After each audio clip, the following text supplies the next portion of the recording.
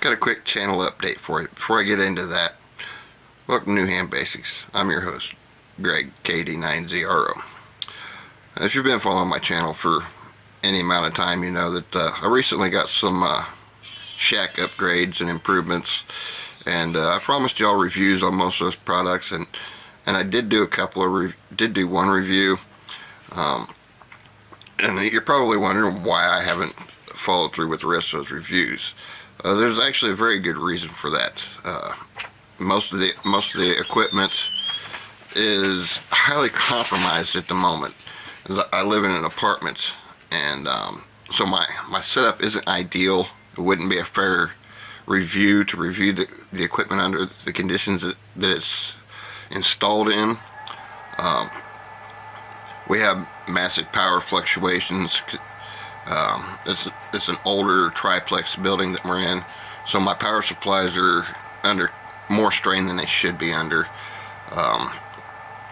My VHF, UHF radio is on a magnet mount outside my window on an air conditioner, so it's picking up RF from the air conditioner. It's blocked by our house and the neighbor's house. Our house has metal siding. Not ideal conditions to be testing a radio or an antenna, obviously. My HF radio is running through my window, which isn't really a big issue, but it's stuck inside of a evergreen tree with just the final few feet of the whip sticking out of the evergreen tree. So again, it wouldn't be fair to do a review on those antennas based on their locations. One's picking up RF and being both blocked and attenuated. The other one's blocked and attenuated. Both radios are on highly compromised antenna setups, one of which is a compromised antenna anyway. And my power supplies are working harder than they need to work. So that's why I haven't reviewed these products. I can't at this time give them a fair review.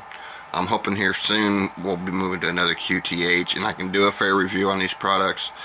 But even under the conditions that they're installed, they are working great, but I know it could be a lot better if I could improve my setup conditions.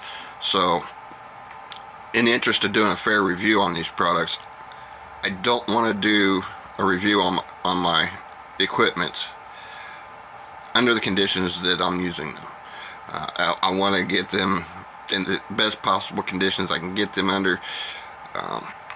If I do a review on my G90 and tell you how bad the reception is some days, and you know, it's on the JPC-12 and I get terrible reception some days while other people are saying the bands are great, that's not a fair review, because I know that my G90 is on a compromised antenna being on the JPC-12, which is in a compromised position. That's not a fair review. Same with my 778 Radiodity. I know that I'm on a magnet mount antenna on an air conditioner picking up RF, both blocked and attenuated. It wouldn't be a fair review to review my 778 and my HYS magnet mounts, which I have already done. I do have one of those on the car. I have already reviewed the HYS magnet mount. But it wouldn't be fair to review the radio with the antenna in the position it's in, because not only am I using it on a mobile antenna, which obviously isn't ideal for a shack setup, but that mobile antenna is also in a compromised position.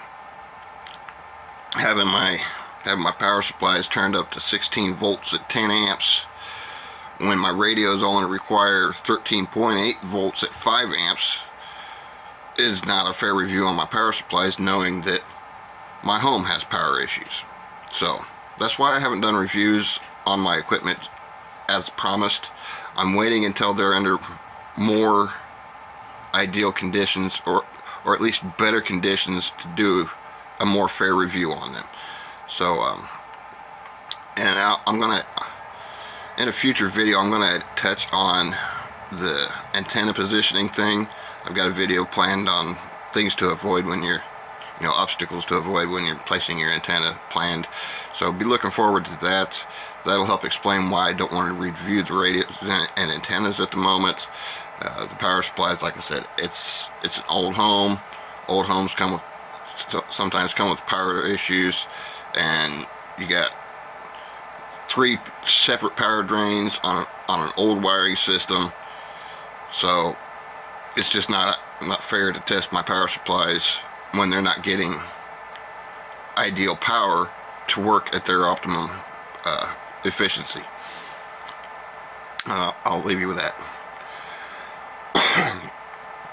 So until next time, KD9ZRO, clear.